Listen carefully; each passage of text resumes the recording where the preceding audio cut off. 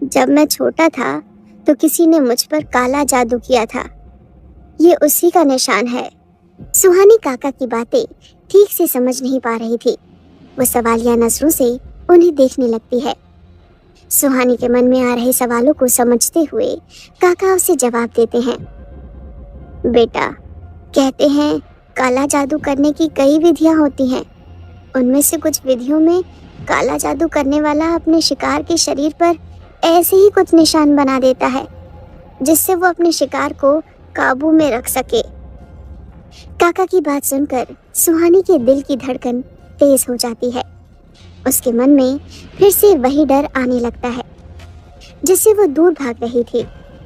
काका की कलाई का निशान देखकर सुहानी को युवराज की कलाई का निशान याद आ रहा था। सुहानी अपने मन में कहती है, काला जादू, युवराज सर की कलाई पर बना वो निशान, वो साया, बाबा का बताया वो श्रापित इंसान, वो गिलहरी, क्या ये सब युवराज सर से जुड़ा हुआ है? सुहानी को परेशान देखकर काका कहते हैं, क्या हुआ बेटा, तुम परेशान लग रही हो? सुहानी कहती है, काका, क्या आप मुझे पूरी बात बता सकते हैं? काका कहते हैं, बेटा, जब मैं छोटा था तब किसी ने मुझ पर काला जादू किया था। मैं बचपन में बहुत बदमाशियां करता था। एक रात मैं छुपकर घर से बाहर घूमने के लिए चला गया था। रात के समय जब मैं नदी के किनारे पहुंचा तो मैंने वहां एक औरत को देखा। वो नदी के किनारे बैठी कोई विधि कर रही थी।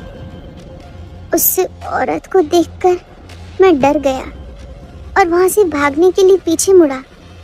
जैसे ही मैं पीछे मुड़ा, मैं डर गया। मेरे सामने वही औरत खड़ी थी। मैंने वहां से भागने की कोशिश की, लेकिन मैं वहां से हिल भी नहीं पाया। उस औरत ने मुझसे कहा कि उसे मेरे जैसे ही किसी का इंतजार था। उसने मेरा हाथ पकड़ लिया और मुझे वहां ले गई जहां वो काला जादू कर रही थी। उस अंधेरी रात में ये सब बहुत भयानक लग रहा था। मैं डर कर रो रहा था, लेकिन इससे कोई फर्क नहीं पड़ रहा था। उसने मुझे अपने सामने बिठा दिया और अपनी विधियां करने लगी। जब उसकी विधि पूरी हो गई, तब उसने एक खंजर निकालकर उसे आग में तपाया और फिर मेरी कलाई पर ये निशान दाग कर बना दिया। उसके ऐसा करते ही मैं वहां से उठकर भाग गया। वो जोर जोर से हंस रही थी और इस बार उसने मुझे रोकने की कोशिश नहीं की। मैं घर से छुपकर बाहर गया था, इसलिए मेरी हिम्मत नहीं हुई कि ये बात अपने घर में बता सकूं। तब मैं बच्चा था, इसलिए कुछ समझ भी नहीं पाया। सुहानी बड़े गौर से काका की बातें सुन रही थी। वो काका से कहती है, फिर क्या हुआ? काका जवाब देते हैं, काले जादू की वजह से मेरे बर्ताव में अजीब से बदलाव आने लगे थे। जब मेरी माँ ने मेरे बदले हुए बर्ताव और इस निशान को देखा तो उन्हें शक हुआ। एक दिन वो मुझे एक तांत्रिक के पास ले गई और तांत्रिक ने माँ को सारा सच बता दिया। उस तांत्रिक ने ही मुझे काले जादू से आजाद किया। ये सब सुनकर सुहानी का सर घूमने लगा था। उसके दिमाग में पिछले 6 महीने की सारी बातें एक के बाद एक करके किसी फिल्म की तरह चलने लगी थी। पहले ही दिन युवराज का सुहानी को उस साए से बचाना, युवराज के आते ही उस साए का चले जाना, युवराज की कलाई का वो निशान और उसका उस बड़े से चट्टान को बस एक हाथ से रोक देना। ये सारी बातें सुहानी के दिमाग में चल रही थीं। यही सब सोचते हुए सुहानी वहां से उठकर आगे बढ़ने लगती है। काका को सुहानी का बर्ताव काफी अजीब लगता है। वो उसे रोकने के लिए आवाज लगाते हैं, लेकिन सुहानी अपने ख्यालों में इतना डूबी हुई थी कि उसे काका की आवाज सुनाई नहीं देती और वो बस आगे बढ़ती जाती है। वो अपने ख्यालों में खोई हुई बेसुध सी चल रही थी। उसे ये भी समझ नहीं आ रहा था कि वो जा कहाँ रही है। सुहानी के मन में अब एक ही सवाल चल रहा था कि क्या युवराज ही वो श्रापित इंसान है जो साए से जुड़ा हुआ है। रात होने लगी थी। युवराज भी बाबा के घर आ गया था। बाबा युवराज को अकेले देखकर उससे पूछते हैं, बेटा सुहानी कहाँ है? युवराज कहता है, क्या सुहानी घर में नहीं है? बाबा कहते हैं, नहीं बेटा, मुझे लगा था कि वो तुम्हारे साथ गई है। युवराज को सुहानी की फिक्र होने लगती है। वो बाबा से कहता है, मैं देख कर आता हूँ वो कहाँ है। ये कहकर युवराज तेजी से वहां से चला जाता है। युवराज आसपास सुहानी को ढूंढता है, लेकिन वो उसे कहीं नहीं मिलती। युवराज अपने मोबाइल से सुहानी की तस्वीर दिखाकर सभी से उसके बारे में पूछने लगता है। फिर भी उसे सुहानी के बारे में कुछ भी पता नहीं चलता। युवराज को अब सुहानी के लिए डर लग रहा था कि कहीं वो किसी मुसीबत में तो नहीं पड़ गई। युवराज सबसे पूछताछ कर ही रहा था, तभी उसकी नजर खेलते हुए एक बच्चे पर जाती है। वो उस बच्चे को सुहानी की तस्वीर दिखाकर कहता है, इसे कहीं देखा है? वो बच्चा कुछ याद करते हुए कहता है, हाँ, जब हम खेल रहे थे तब ये दीदी यहीं तो बैठी थी, फिर कहाँ गई ये मुझे याद नहीं है।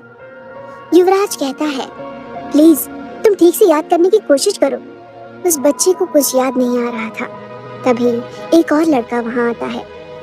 युवराज के मोबाइल में सुहानी की तस्वीर देखकर वो कहता है, भैया क्या आप इन्हें ढूंढ रहे हैं? युवराज बौखलाहट के साथ कहता है, क्या तुमने इसे देखा है? वो लड़का कहता है, हाँ, मैंने इन्हें जंगल की तरफ जाते देखा है। ये सुनकर वहां खड़ी एक औरत घबराते हुए कहती है, हे भगवान, जंगल में तो आदमखोर भेड़िए हैं, वो लड़की। ये कहते हुए वो औरत चुप हो जाती है और युवराज को देखती है, जिसका चेहरा लाल हो गया था। उसका चेहरा देखकर कोई भी बता सकता था कि वो कितना घबराया हुआ है। युवराज बिना कुछ सोचे तेजी से जंगल की तरफ बढ़ जाता है। वो औरत और बच्चे उसे रोकने की कोशिश करते हैं, लेकिन वो नहीं रुकता। वो औरत बच्चों से कहती है, जाकर बाबा को बता दो, ये लोग जंगल में चले गए हैं। वो बच्चे भागते हुए वहां से चले जाते हैं। दिसंबर का महीना था। दिन जल्दी ढल गया था। हिमालय के घने जंगल में शाम के वक्त ऐसा लग रहा था मानो अंधेरी रात हो। उस घने अंधेरे जंगल में युवराज बिना किसी रोशनी के तेजी से आगे बढ़ रहा था। उसे देखकर ऐसा लग रहा था जैसे उसे देखने के लिए रोशनी की जरूरत ही नहीं है। युवराज को सुहानी की बहुत फिक्र हो रही थी। उसके मन में ऐसी घबराहट हो रही थी जैसी उसने पहले कभी महसूस नहीं की थी। दूसरी तरफ सुहानी अपने ख्यालों में खोई जंगल के अंदर आ गई थी। तभी वो अपने ख्यालों से बाहर आती है और अपने आसपास देखकर डर जाती है। उसे समझ नहीं आ रहा था कि वो कहाँ आ गई है। चारों तरफ घना जंगल और गहरा अंधेरा था। दूर दूर तक जंगल से बाहर निकलने का रास्ता नहीं दिख रहा था। सुहानी अपने जीन्स का पॉकेट चेक करती है और मोबाइल निकालकर फ्लैशलाइट ऑन करती है। रोशनी आने के बाद भी उसे समझ नहीं आ रहा था कि वो इस वक्त कहाँ है। उस घने अंधेरे जंगल में खुद को अकेला पाकर सुहानी बहुत डर जाती है। उसे समझ नहीं आता कि वो क्या करे। वो फ्लैशलाइट की मदद से रास्ता ढूंढते हुए आगे बढ़ने लगती है। कुछ दूर चलने के बाद सुहानी को कुछ आवाजें सुनाई देती हैं। वो आवाजें सुनकर सुहानी के कदम रुक जाते हैं और वो अपने आसपास देखती है। उसे झाड़ियों के पास किसी के कदमों की आहट सुनाई दे रही थी। सुहानी उन झाड़ियों की तरफ देखती है और उसकी आंखें डर से चौड़ी हो जाती हैं। झाड़ियों के पीछे उसे कुछ चमकती हुई आंखें दिखाई देती हैं।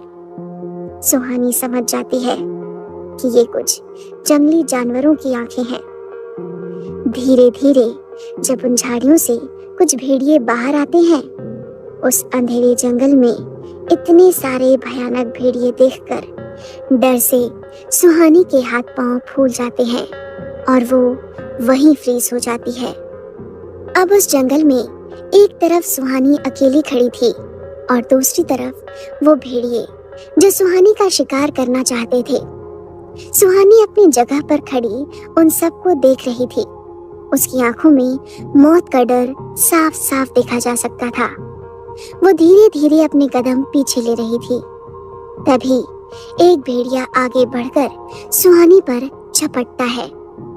उस भेड़िए के झपटते ही सुहानी किनारे हो जाती है और भेड़िए का पहला वार बेकार हो जाता है। अगले ही पल उनमें से एक और भेड़िया सुहानी पर पीछे से हमला करता है, लेकिन इस बार सुहानी इतनी लकी नहीं थी। वो उस भेड़िए के चंगुल में फंस जाती है।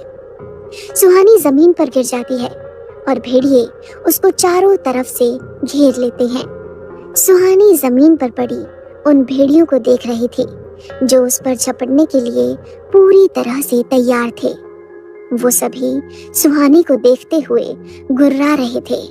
तभी उनमें से एक भेड़िया आगे बढ़कर सुहानी के ऊपर कूद पड़ता है। ये देखकर सुहानी की चीख निकल जाती है और वो डरकर अपनी आंखें बंद कर लेती है।